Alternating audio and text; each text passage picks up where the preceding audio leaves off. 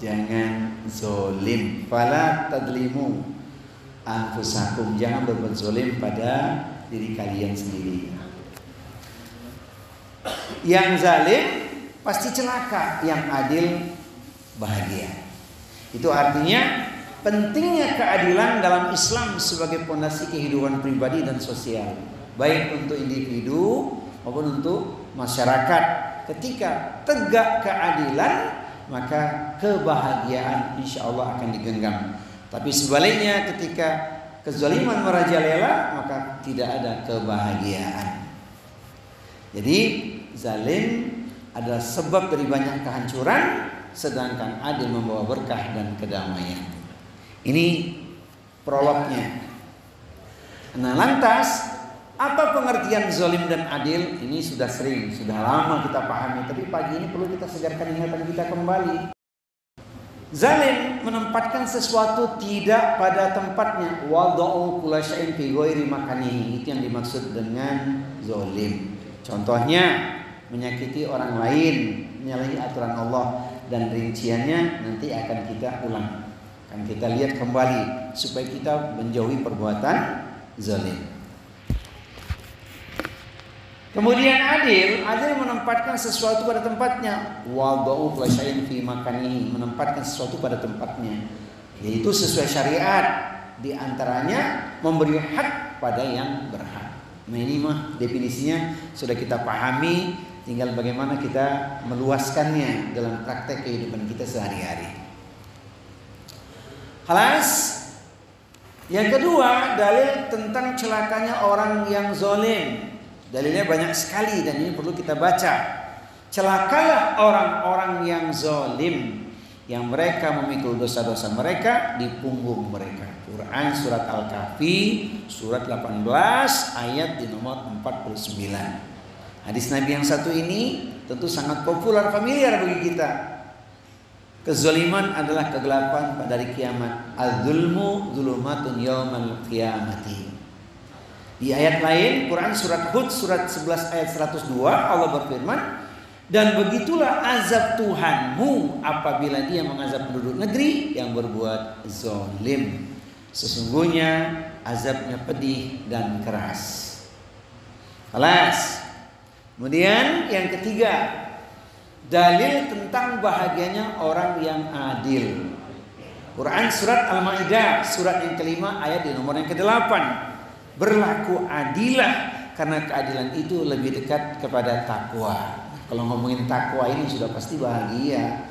Betapa tidak ahli takwa itu di dunia Allah berikan untuknya perlindungan, pertolongan, solusi yang ayatnya kita sangat familiar, akrab betul kita. Wa may yattaqillaha yaj'al lahu makhraja wa yarzuqhu min haitsu la yahtasib. Siapa orang yang bertakwa kepada Allah, niscaya akan diberikan kepadanya jalan keluar atau solusi, bahkan diberikan untuknya rezeki lewat arah yang tak disangka-sangka. Kalau saya tulis dalam bahasa saya begini, orang yang takwa itu hidupnya tidak akan sempit. Walaupun orang mengatakan sulit, terlilit, terhimpit, sakit bak terperosok ke dalam parit, bisa bangkit last minute, tidak menjerit. Apa enggak Pak tadi kalimatnya Pak? Jadi orang takwa itu hidupnya tidak akan sempit. Walaupun orang mengatakan terlilit, terhimpit, sakit bak terperosok ke dalam parit, bisa bangkit last minute, tidak menjerit. Nah, itu bahasa saya itu. Mudah-mudahan kita sepakat ya, karena orang takwa itu urusannya mudah, insya Allah. Dan puncaknya kalau ngomongin takwa itu pasti kita ingat pesan Al-Quran yang satu ini, yaitu ahli takwa mewarisi nikmat terindah surganya Allah Subhanahu wa taala. Tilkal jannatul lati nuritsu min ibadina man kana taqiyya. Dan surga itu hanya kami wariskan bagi orang-orang yang selalu bertakwa. Quran surat Maryam surat 19 ayat di nomor 63. Saya mau kasih intermezzo sedikit. Berbahagialah bagi para wanita muslimah yang punya nama Maryam, karena dia calon ahli surga. Ada Bu yang namanya Maryam Bu di sini? Ada Bu? Jadi yang punya nama Maryam itu calon ahli surga. Begitu juga yang lahirnya tahun 1963. Karena surat Maryam surat 19 ayat 63. Bapak Ibu ada yang lahirnya 1963 nggak di sini? Banyaknya itu juga calon ahli surga. Asalkan bertakwa. Apa kata kuncinya Pak? Asalkan bertakwa. Ya kalau nggak takwa ya nggak masuk surga. Kemudian di ayat yang lain dalil tentang bahagia orang yang adil itu adalah disebutkan dalam hadis Muslim, sesungguhnya orang-orang yang adil akan berada di atas mimbar-mimbar dari cahaya di sisi Allah pada hari kiamat. Masya Allah.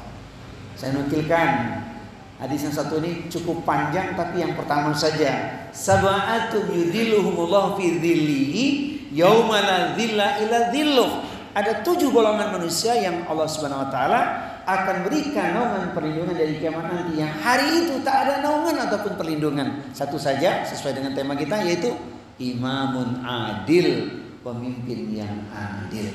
Dia akan dapat naungan perlindungan dari kiamat nanti. Masya Allah, luar biasa. Alas, sekarang larangan berbuat zolim, karena kita sedang di bab ini. Perbuatan zolim terlarang dalam Islam. Terdapat banyak sekali ayat-ayat Al-Quran dan hadis-hadis Nabi Sallallahu Alaihi Wasallam yang mencela dan melarang perbuatan zolim. Di antaranya Quran surat Hud surat yang ke-11 ayat di nomor 18. Ala laknatullahi alal zalimin. Ingatlah laknat Allah ditimpakan atas orang-orang yang zalim. Nah, Nabi mengatakan ada sesuatu yang menakutkan sebenarnya ketika berbuat zalim. Orang yang dizalimi itu doanya dikabulkan oleh Allah. Maka hati-hati jangan sampai berbuat zalim, terancam oleh doa orang yang dizalimi. Doa orang yang terzalimi dikabulkan oleh Allah. Termasuk juga orang yang terzalimi mendoakan keburukan bagi yang menzaliminya. Iya, hati-hati jangan sampai kita berbuat zalim. Kata Rasulullah, wattaqi da'watal mazlumi fa innahu laisa bainahu wa bainallahi hijabun. Dan berhati-hatilah terhadap orang yang terzalimi, karena tidak ada penghalang atau pembatas antara doanya dengan Allah. Hadisnya super mutawatir, yaitu Bukhari dan Muslim. Hati-hati doanya orang yang terzalimi. Kira-kira kita terzalimi nggak Bapak Ibu? Tidak ya, insya Allah ya, insya Allah tidak. Tapi kalau ingin mengatakan sejujurnya, ya katakan yang sesungguhnya.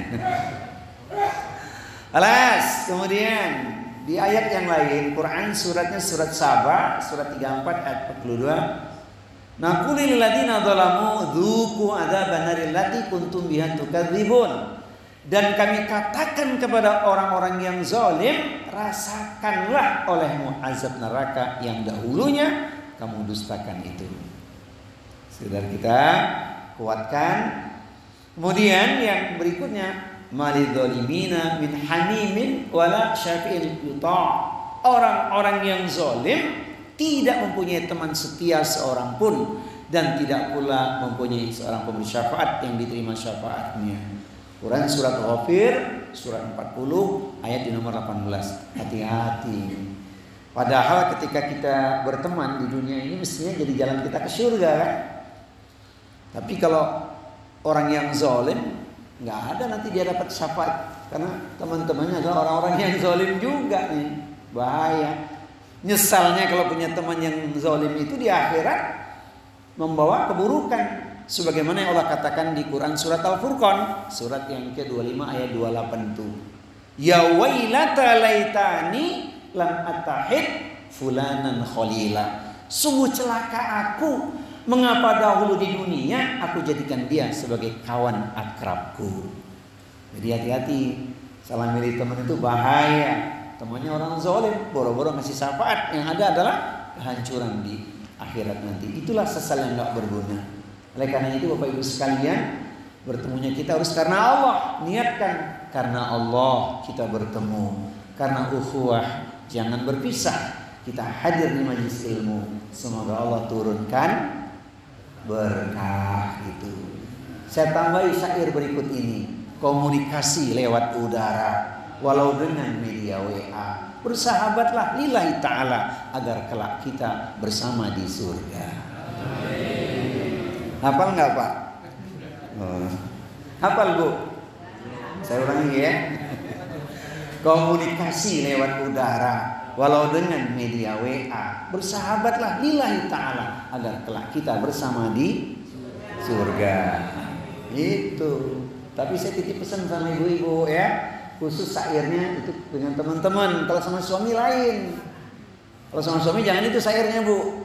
Syairnya begini, menatap awan ke angkasa, sungguh tinggi tidak terkira, berumah tangga bukan sekedar cinta, namun ingin sehidup sesurga.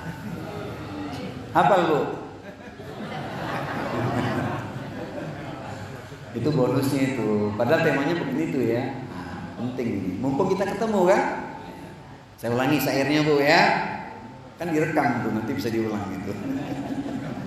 Menatap awan ke angkasa, sungguh tinggi tidak terkira, berumah tangga bukan sekedar cinta, namun ingin sehidup.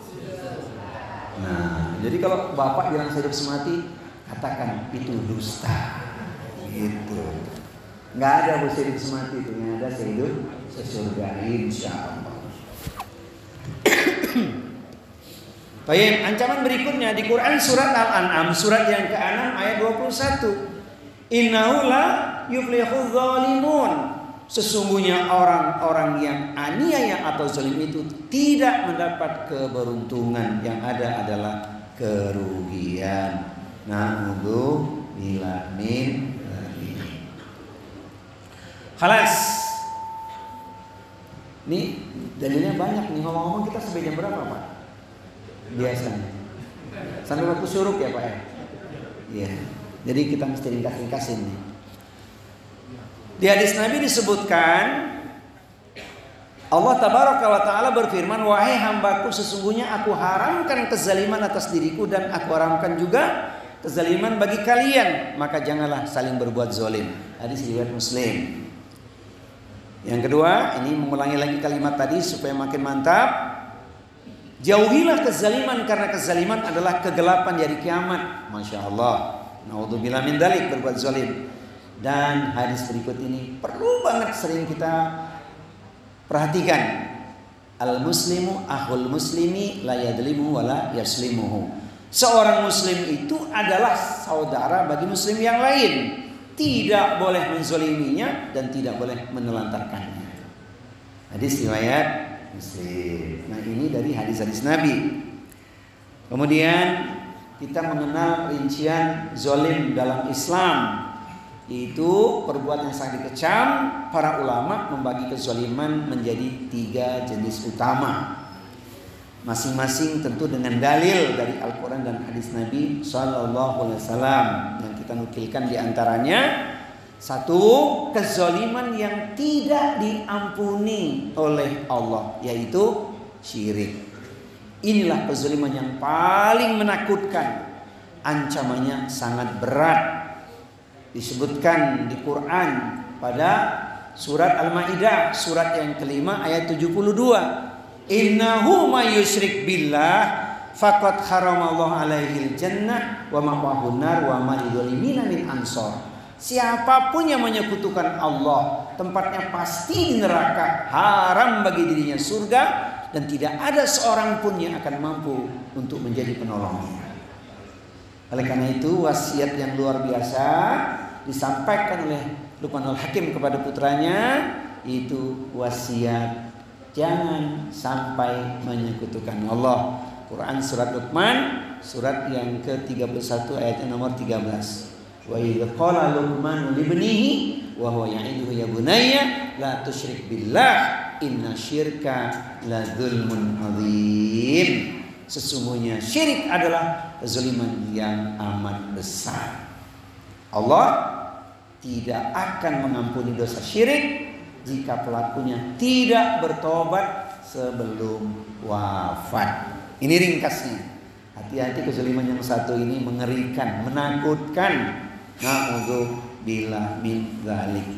Tapi saya ingin menambahkan sedikit Bapak Ibu, kalau ngomongin syirik itu jangan terpakunya hanya kepada syirkul akbar. Syirkul asghar itu juga harus diperhatikan karena khawatir amal kita habis. Disebabkan ada syirkul asghar, syirik kecil, ibadah bukan karena Allah, tapi karena ada kepentingan, ada maksud lain. Artinya apa? Tidak murni lillah. Padahal kita sudah berikrar kan? Inna sholati wa nusuki wa mahyaya wa mamati lillahi rabbil alamin.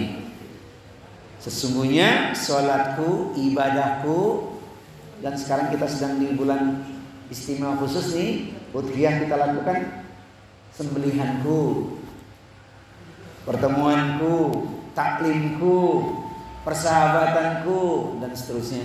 Bahkan hidup dan matiku semuanya aku persembahkan untuk Allah Rabb semesta alam. Quran surat Al-An'am surat yang ke-6 ayat nomor 162.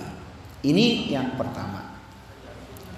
Kemudian yang kedua, tanpa kita sadari kita melakukan kezaliman terhadap diri sendiri. Di antara dalilnya yaitu Quran surat Al-Baqarah surat 2 ayat 195. A'udzu billahi samii'il 'aliim minasyaitonir rajim wa anfiqu fi sabilillahi wa la tulqu bi aydikum ila tahlukah wa ahsinu innallaha yuhibbul muhsinin. Dan infakkanlah sebagian dari hartamu di jalan Allah, dan jangan kau jatuhkan dirimu sendiri ke dalam kebinasaan dengan tanganmu sendiri. Berbuat baiklah, sesungguhnya Allah mencintai orang-orang yang berbuat kebaikan. Hati-hati kezaliman yang kita lakukan terhadap diri sendiri tanpa kita sadari dengan tangan kita sendiri. Padahal kalau bicara tentang harta itu kan ujian. Tapi ternyata banyak manusia tidak menggunakan hartanya dengan baik dan benar. Harta dihambur-hamburkan, tidak proporsional. Anehnya ada ungkapan muda kaya raya, tua foya-foya, mati tersiksa. Nah, itu yang pasti. Hati-hati ya. Nah, jadi muda kaya raya, tua banyak amalnya, mati masuk surga. Nah, begitu mestinya. Bukan tua kaya raya, kemudian foya-foya mati tersiksa. Baik. Apa bentuknya? Banyak sekali larangan yang terjadi dan dilakukan oleh kita sendiri kadang-kadang, yaitu mencakup perbuatan dosa dan maksiat. Apapun lah yang namanya melanggar aturan itu pasti berujung dengan dosa. Terutama meninggalkan sholat, berbuat zina, minum khamr. Yang itu dalilnya kalau kita rinci itu banyak sekali Pak. Mumpung kita ketemu lah, saya sebutkan juga ya, karena ini nomor satu urusan sholat nih. Nabi mengatakan dalam hadis Bukhari, wala tatrukanna sholatan maktubatan muta'ammidan, fa inna man taraka sholatan maktubatan muta'ammidan faqad buri'a min hudhimatullah. Jangan kau tinggalkan sholat fardu 5 waktu dengan sengaja, karena barang siapa meninggalkan sholat fardu 5 waktu dengan sengaja, dia tidak akan mendapat jaminan atau perlindungan dari Allah. Jadi sholat itu jaminan itu, nggak bisa diwakilkan urusan sholat. Masya Allah. Ini khusus sholat. Zina, Al-Qurannya kita sudah sering baca kan di Quran surat Al-Isra surat 17 ayat 32. Wala taqrabuz zina innahu kana fahisyatan wa sa'a sabila. Itu perbuatan yang buruk tercela. Bang Haji mengatakan itu cara binatang katanya. Kemudian tentang minum khamr. Di minum khamr ini kalau dinukil di ayat banyak juga sebenarnya, kita lihat di Al-Maidah 90 misalnya kan, supaya kita hati-hati. Kemudian jamaah sekalian, tentang khamr ini Nabi pernah bersabda juga dalam hadis Bukhari. Wah, ini menyebabkan turunnya kemurkaan Allah. Asbab minum khamr, terjadilah banyak petaka. Wala tashrabana khamran fa innahu ra'sun kulla fahisyah. Jangan kau minum minuman keras, karena itulah yang menyebabkan timbulnya perbuatan keji. Kalau sudah mabuk, maka dia akan lakukan perbuatan dosa yang lainnya. tanpa dia sadari. Nah, kalau kezaliman ini dia bertaubat, ya diampuni Allah. Semuanya juga mesti bertaubat. Jadi kezaliman jenis ini dapat diampuni Allah jika pelakunya bertobat dengan sungguh-sungguh. Memang semua dosa harus kita taubati kan? Allah tuh penerima taubat. Innallaha yaqbalu taubatal abdi ma lam yugharghir. Sesungguhnya Allah menerima taubat seorang hamba sebelum nafasnya sampai di tenggorokan. Jadi pokoknya urusan taubat itu jelaslah. Maka saya tulis dalam sebuah syair khusus kita yang sudah mulai lansia ini. Hati-hati ya, hidup di dunia sangatlah singkat. Jangan sampai kita terlambat. Sekarang waktunya untuk bertaubat. Jangan tunggu hingga sekarat. Sekarat dulu baru wafat. Hidup di dunia sangatlah singkat. Jangan sampai kita terlambat. Sekarang waktunya untuk bertaubat. Jangan tunggu hingga sekarang. Syair riwayat Anwar Zufri. Baik. Wah, ini bahaya nih kezaliman pada diri sendiri ini. Suatu ketika ada yang tanya, Ustadz, ini mohon maaf nih, tolong jangan ada yang tersinggung ya Pak. Kira-kira Quran surat Al-Baqarah 195 ini berlaku nggak bagi orang yang suka merokok? Berlaku nggak Pak? Jadi Ibu kalau suaminya nanya nanti Ibu, mana dalilnya? Ibu bukakan ya.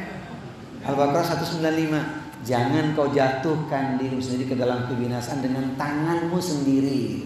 Berarti kalau merokok pakai tangan siapa? Itu intermezzo saya, tapi ya silahkanlah dimaknai gitu. Tolong yang merokok jangan tersinggung ya, sebab di sini nggak ada yang merokok di sini. Nggak, di sini nggak ada yang merokok. Alhamdulillah di sini tidak ada yang merokok saat ini. Alhamdulillah. Hal kemudian yang ketiga, kezaliman terhadap sesama manusia. Ini termasuk dalam kategori kezalimannya mencaci maki, memfitnah, merampas harta, menumpahkan darah, menyakiti orang lain. Yang kalau kita baca dalilnya emang benar. Di Quran surat Al-Hujurat sejak nomor 11 sebenarnya dilarang kita mengolok-olok. Boleh jadi yang diolok-olok itu lebih baik dibandingkan kita, ya kan? Menunjuk orang dia lupa, telunjuk yang lain akan menunjuk pada dirinya sendiri, kan gitu. Tapi saya nukilkan satu saja supaya kita berhati-hati di ayat yang ke-12-nya. Hai orang-orang yang beriman, jauhilah kebanyakan purbasangka atau kecurigaan, karena sebagian dari purbasangka itu adalah dosa. Dan janganlah mencari-cari keburukan orang, dan janganlah membencikan satu sama yang lain. Ini ayatnya boleh dibaca lah, ngeri ya. Jangan sampai kita melakukan kezaliman pada orang lain. Karena apa? Ada dampak buruk yang akan kita terima. Na'udzubillah min dzalik. Apa dampak buruknya? Akibat kezaliman adalah kegelapan di hari kiamat. Kezaliman adalah kegelapan pada hari kiamat. Bukhari Muslim. Kemudian ingat, doa orang yang dizalimi dikabulkan. Takutlah terhadap doa orang yang dizalimi, karena tidak ada penghalang antara doanya dan Allah. Jadi dia maksudnya kezaliman yang tidak bisa dianggap ringan karena berbuat keburukan pada orang lain, nanti bisa bangkrut di akhirat. Kebangkrutan di akhirat. Kalau bangkrutnya di dunia kita masih bisa usaha lagi. Tapi kalau bangkrutnya di akhirat, hendak kemana kita? Karena cara menebusnya adalah pahala yang kita miliki menjadi pembayarnya kan. Nah, di sini sudah sering disampaikan, atadruna mal muflis? Tahukah kalian siapakah orang yang bangkrut itu? Ketika Rasulullah bertanya kepada para sahabat, sahabat menjawab, al-muflisu fina man la dirham lahu wala mata. Orang yang bangkrut di antara kami yang tak punya perhiasan. Nabi kemudian menjelaskan dengan rinci kan, al-muflisu min ummati man ya'ti yaumil qiyamati bi sholatin wa zakatin wa siyamin aw af'alin aw kama qala, yaitu orang yang datang dari kiamat nanti membawa sejumlah pahala yang sangat banyak. Pahala sholatnya, pahala puasanya, zakat dan seterusnya, amal-amal solehnya. Namun kemudian datanglah orang-orang yang dulu di dunia dia zolimi, meminta keadilan kepada Allah. Apa yang terjadi? Ukhidha min hasanatihi, diambillah dari pahala-pahala kebaikan itu. Fa in faniyat hasanatuhu, kalau sudah habis bagaimana? Yang terjadi? Turiha finar, dilemparkan ke dalam neraka. Bahkan dosa orang itu dipikulkan kepadanya. Na'udzubillah min dzalik.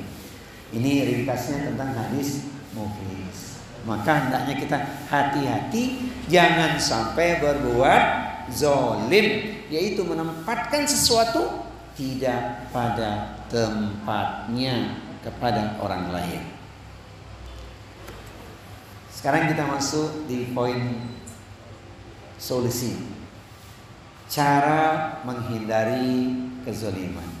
Tentu nomor satu, hak Allah harus kita jaga. Hakullah itu adalah kita beribadah kepadanya. Sebab kita memang diciptakan untuk beribadah kepada Allah. Ayatnya nggak asing lagi. Kita sangat akrab, populer, familiar, hafal kita. Wa ma khalaqtul jinna wal insa illa liya'budun. Dan tidaklah aku ciptakan jin dan manusia kecuali untuk beribadah kepadaku saja. Quran surat Az-Zariyat surat yang ke-51 ayat di nomor 56 itu. Kita sangat akrab. Hati-hati jaga hak Allah, itu menjauhi syirik dan beribadah hanya kepadanya.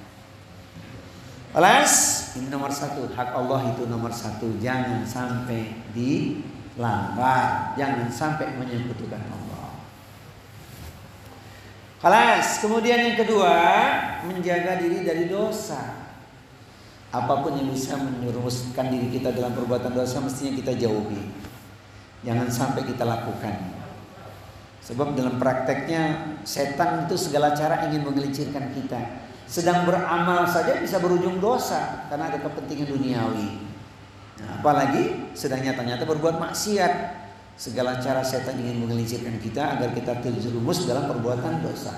Baik shaghair, dosa-dosa kecil maupun kabair, dosa-dosa besar. Itu banyak sekali larangan-larangannya. Yang hari ini fitnah zamannya luar biasa, yaitu banyak yang sedang terjerumus dalam dosa yang satu ini. Judi online, pinjaman online, dan lain-lain lah. Nah, banyak banget ini. Kemudian yang ketiga, berbuat adil kepada sesama. Tidak menyakiti, tidak memfitnah, tidak merampas hak orang lain. Nah, ini luar biasa ini. Menegakkan keadilan, tinggalkan perbuatan zalim kepada siapapun, kita berusaha untuk melakukan keadilan. Nah, adil dimaknai proporsional. Adil itu bukan berarti sama. Kadang-kadang tanpa kita sadari kita belum melakukan keadilan kepada keluarga kita. Padahal adil itu proporsional, bukan sama. Anak SD, anak SMP, SMA, kuliah tentu uang jajannya nggak sama, kan gitu ya. Jadi ini juga harus kita perhatikan sikap kita kepada orang lain gitu. Barangkali kadang-kadang kita kurang proporsional, menganggap rendah orang lain. Padahal Nabi tidak menyukai hal itu. Jangan sampai merendahkan orang lain. La tahtakir man dunaka walikulli syai'in maziyatun. Jangan kau merendahkan atau menghina orang lain, karena setiap orang itu pasti memiliki kelebihan yang kita tidak miliki. Nah, kalau sudah begitu kan hidup kita tenang. Kemudian, nah nomor yang keempat ini serius, ini agak panjang ini Pak. Ngupas yang nomor 4 itu bisa setengah jam sendiri. Tapi kita sepakati 10 menit ya nomor yang keempat ini. Karena memang ini harus dilakukan. Yaitu bertobat dan meminta maaf jika pernah menzalimi orang. Segera minta maaf dan kembalikan haknya. Nah, ini jujur kita. Tanpa kita sadari kita melakukan perbuatan zalim kepada orang lain. Ini hati-hati sekali. Banyak Sebab karena urusan kecil saja jatuhnya kita zalim kepada dia. Walaupun membalas orang yang zalim kepada kita itu boleh-boleh saja. Boleh Pak. Kita disakiti orang, dizalimi orang, dihina orang, boleh, karena itu perbuatan buruk, boleh kita lakukan, asalkan setimpal. Pertanyaannya, kalau kita membalas kezaliman seseorang itu bisa setimpal tidak? Mungkin nggak Bapak Ibu membalas orang yang zalim kepada kita, kita lakukan hal yang sama kepada dia? Kata orang Betawi sih, ente jual, ini beli. Nah, hati-hati nih, walaupun kita punya kesempatan membalasnya. Ambil saja surat cinta Allah yang satu ini untuk kita hati-hati, yaitu saat kita dizalimi seseorang, jangan balas, tapi maafkan dan berbuat baik. Kira-kira prakteknya ringan, enteng, gampang atau mudah?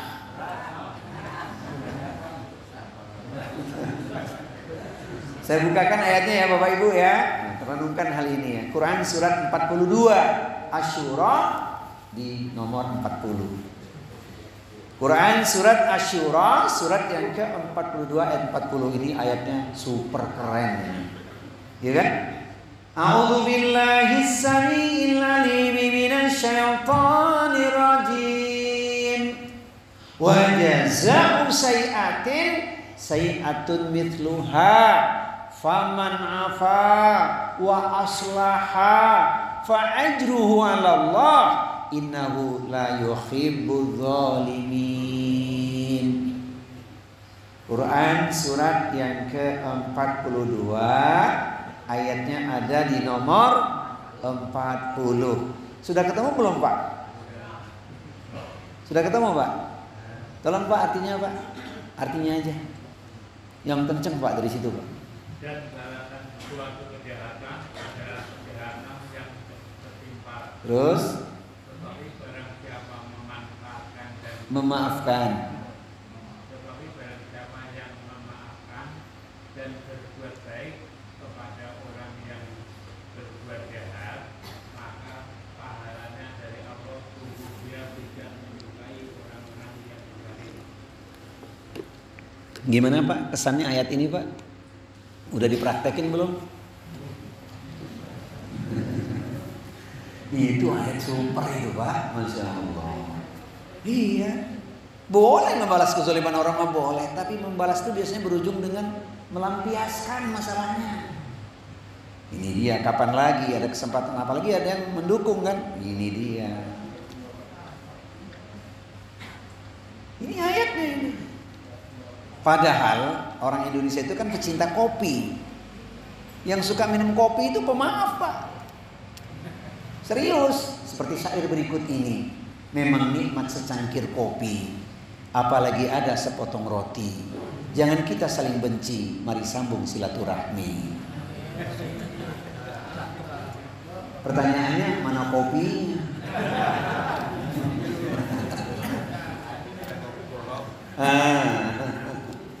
Iya Pak, orang yang suka minum kopi itu pemaaf Pak.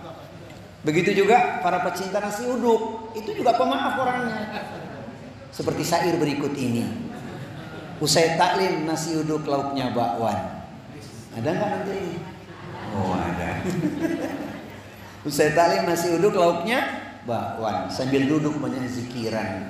Bukankah kita sudah lama berteman? Kesalahanmu pasti kumaafkan.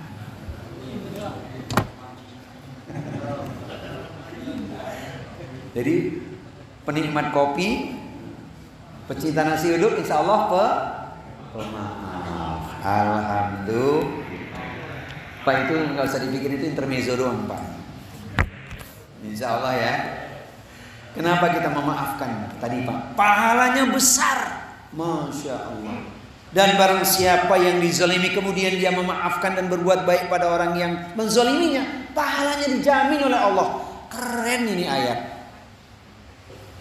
Kita bisa naik derajat menjadi ahli takwa. Bukankah ahli takwa itu wal afina anin nas, memaafkan kesalahan orang. Sebelum kita luaskan ngomongin nomor yang keempat ini, terus terang memaafkan orang Bu, ringan, enteng, gampang atau mudah? Bu, jawabannya apa Bu? Jangan bilang berat lah, nanti nggak dapat pahala kita. Insya Allah mudah. Iya. Bagaimana Ustadz, sudah kumaafkan, tapi kemudian kejadiannya berulang. Nah, itu strategi. Ketika sudah kita memaafkan, tentu interaksi kita nggak akan sama. Yang penting hati sudah bersih dari kebencian.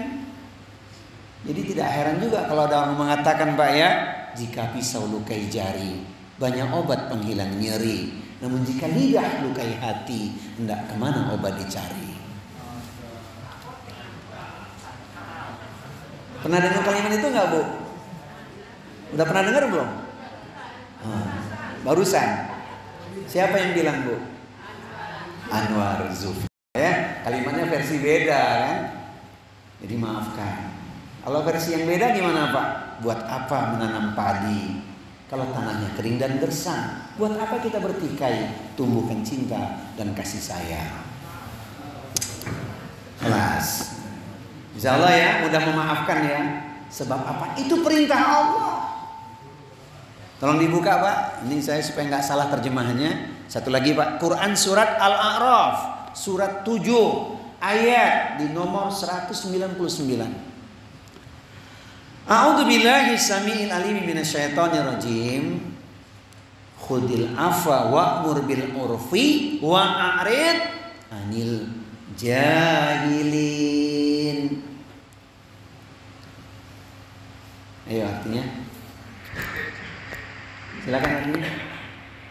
Jadilah pemaaf dan suruhlah orang mengerjakan yang makruh, serta jangan pedulikan orang-orang yang bodoh. Iya, ngapain kita layani?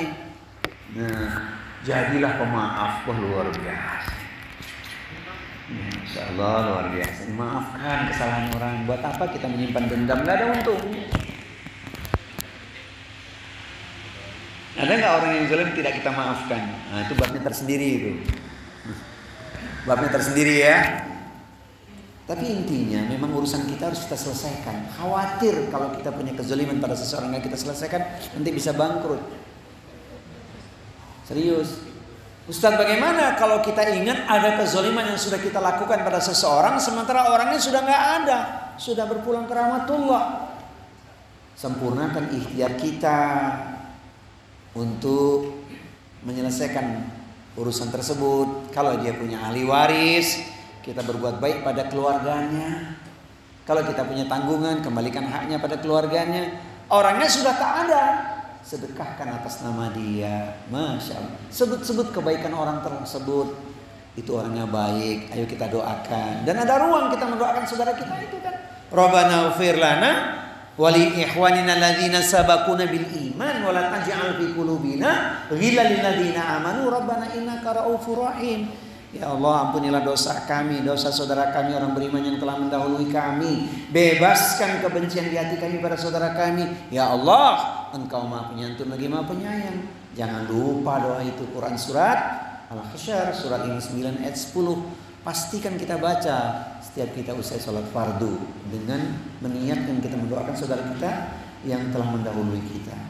Insya Allah amal itu akan kembali untuk kita, doa kita untuk kita sendiri kan. Nah, jadi bertobat dan meminta maaf. Gimana kalau itu berat banget kezalimannya, keluarganya masih ada misalkan, jangan kita sebutkan pada keluarganya, dulu aku berbuat zalim sama ayahmu. Jangan. Nanti masalah besar gara-gara dia ayahku stres. Jangan. Ibu juga gitu Bu. Jangan sebutkan pada keluarganya, tetap berbuat baik saja. Ini yang paling penting, menyadari. Sebelum kita masuk nomor yang kelima, saya ulangi lagi pertanyaannya. Memaafkan orang yang zalim kepada kita, prakteknya ringan, enteng, gampang atau mudah? Udah, jawabannya berubah dong sekarang. Jangan sama lagi. Insya Allah mudah. Gitu ya Bu? Iya, jangan bilang berat, pahalanya besar. Ada yang kasih komentar, memang sudah kumaafkan, tapi susah untuk kulupakan.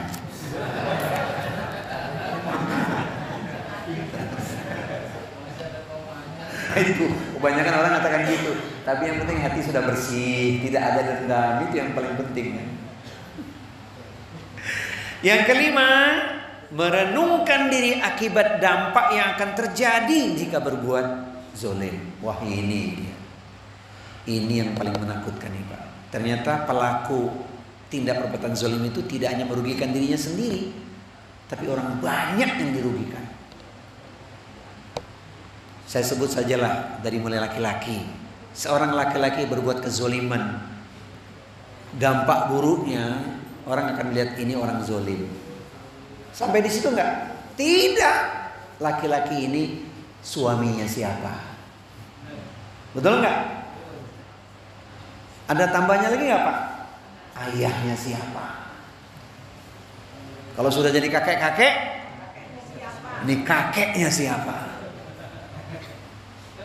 Kalau dia punya tetangga, tetangganya siapa? Punya tempat tinggal, tinggalnya di mana? Ustadznya ke bawah nggak? Gurunya siapa? Padahal laki-laki itu tidak semua begitu kan? Tidak semua laki-laki. Tuh, kalau pelakunya perempuan, itu istrinya siapa? Itu emaknya siapa? Kalau dia sudah jadi nenek-nenek, neneknya siapa? Sama, luas, kena semua itu.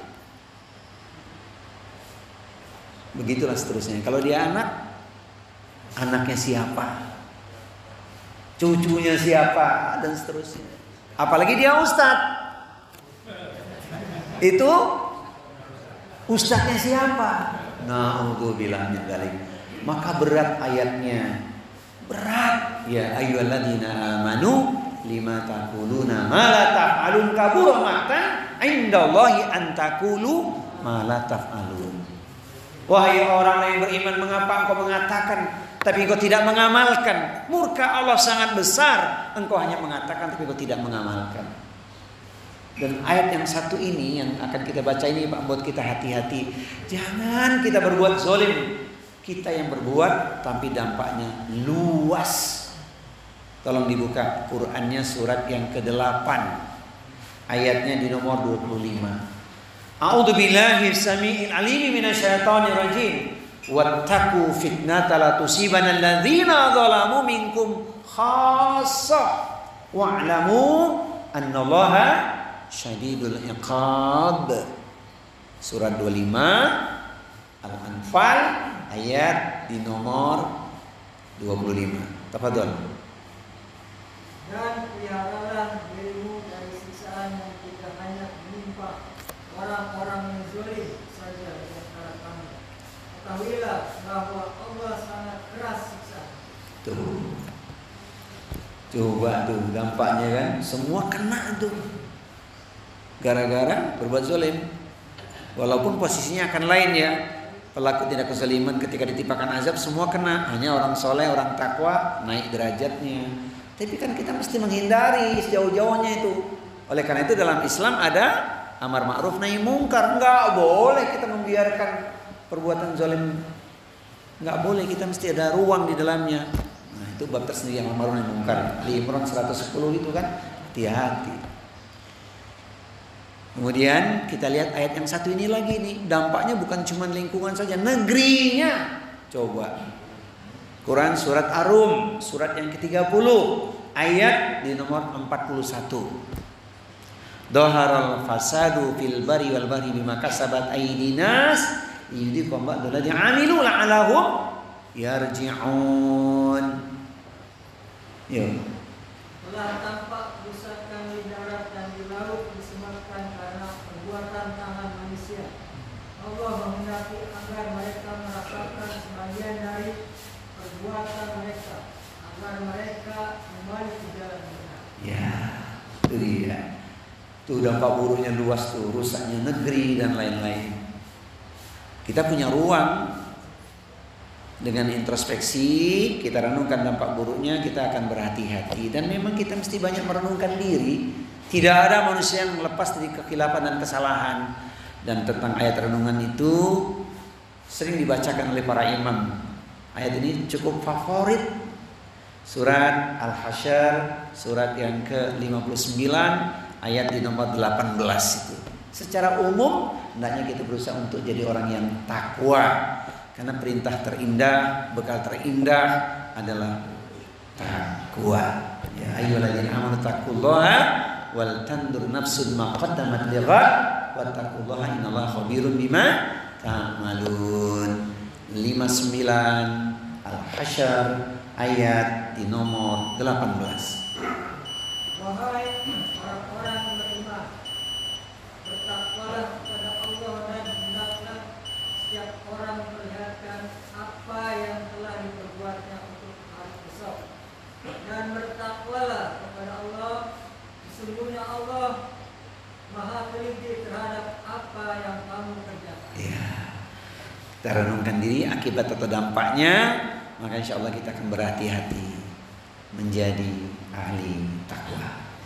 Teman sekalian, sesuai dengan waktu yang diberikan kepada kami ya, semoga Allah Jalla Jalaluh menjauhkan kita dari segala bentuk kezaliman dan menjadikan kita hambanya yang adil dan bertakwa. Amin. Allahumma amin. Allahu a'lam bishawab.